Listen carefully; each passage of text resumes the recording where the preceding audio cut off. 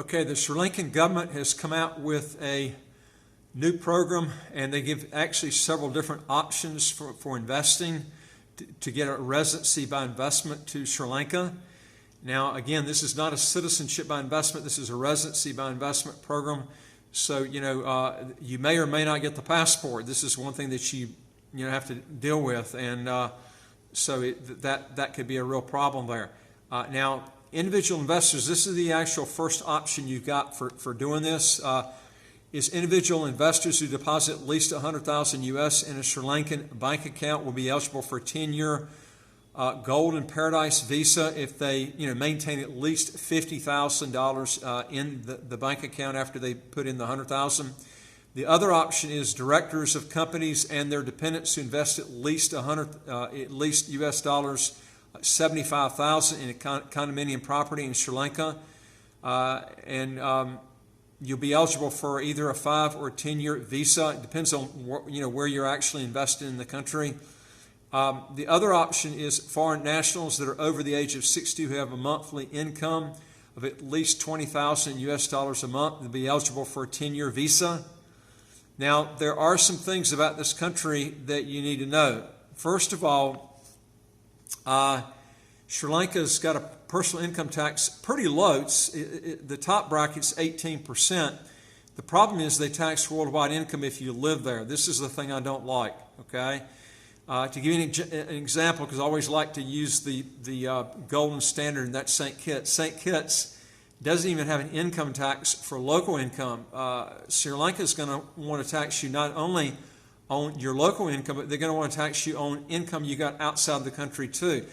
What they should do, so these countries that come out with these residency by investment programs, if you really want to lure a lot of wealthy people, is either develop a pure tax haven status or at least develop into a territorial tax system. I can't see why wealthy people would want to go to a place where they're going to tax income, even if it's only 18%.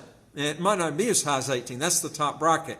But I'm just telling you, this is what you're going to have to deal with. And what I don't like is there's visa-free or visa-free on arrival to 41 countries and territories, ranking this passport number 103 in the world. That's a pretty bad, dismal passport as far as visa-free countries go. Now, the limit's low, 75,000 investing. You got a little bit of fees on top of that. But the key is St. Kitts, to give you an example, St. Kitts has 162 visa-free or visa-free on arrival countries and territories, not including just the tax differences I mentioned. Sri Lanka's got 41 countries. You're looking at 4 times more countries with a St. Kitts and Nevis passport. Now, you're probably wondering, why in the hell are you showing this to me, Tom? Well, because there are people that are interested. I've had people that actually text me interested in this passport, and some people will actually, they won't do enough investigation. They'll pack their bags, go there, and then find out the passport ain't worth a crap. And then what happens is they'll find out they can't even get the passport after the residency period's been put in because the government just is very, very undependable. This is what you see in a lot of countries. The only way you can get really a dependable passport, I've told people before, is the fast track program. If that's what you're looking for as an end result, is getting citizenship. And as I mentioned to you before, there's no assurance that you're ever going to get this passport. And even if you do, you're going to be taxed a lot more than what you could be in St. Kitts. Now, let me give you another example too. I always wonder, I see these residency by investment programs that come out. Now, I'm comparing their residency by investment program that leads up to citizenship with St. Kitts's, fast track program you can get as quick as 45 days. But let me talk about just real quick. I've mentioned it several times before. No one ever talks about this on YouTube. I'm the only one that's brought this up before. But St. Kitts and Nevis has a residency by investment program too. Forget just a minute the citizenship by investment. Okay? St. Kitts is an English-speaking country. It's got 162 visa-free countries, visa-free or visa-free on arrival. It doesn't make any difference if you're getting it economically way or you're doing it by the naturalization way where you got to wait 14 years to get it, okay, where you can apply for it.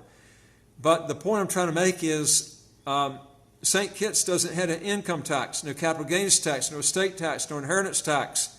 Almost nobody is talking about this residency by investment program in St. Kitts. And I always like to bring it out because they really do have the best. Not just citizenship by investment. They got the best residency by investment program in the world, because you can literally come down here and start a business and invest nothing with the residency by investment program. I said nothing, zilcho, okay? So I see people calling me all the time, Tom, I see you only have to invest $75,000. Well, you can do it for zero, okay? You can do it for zero, and you can be in an English-speaking country, and you can be getting a lot of visa-free countries, probably a lot more than the country you're looking at. And no income tax, no capital gains tax, no estate tax, no inheritance tax. Why do you keep looking somewhere else? I don't understand it. Folks, if you want to learn more, let's go to our website, www.citizenshipquickly.com. And I would like to hear from you. If you got a question or comment, just put it below. And don't forget, hit the subscribe button right on your screen right here. You get new videos automatically as they come out. I'll look forward to talking to you on the next video. Take care.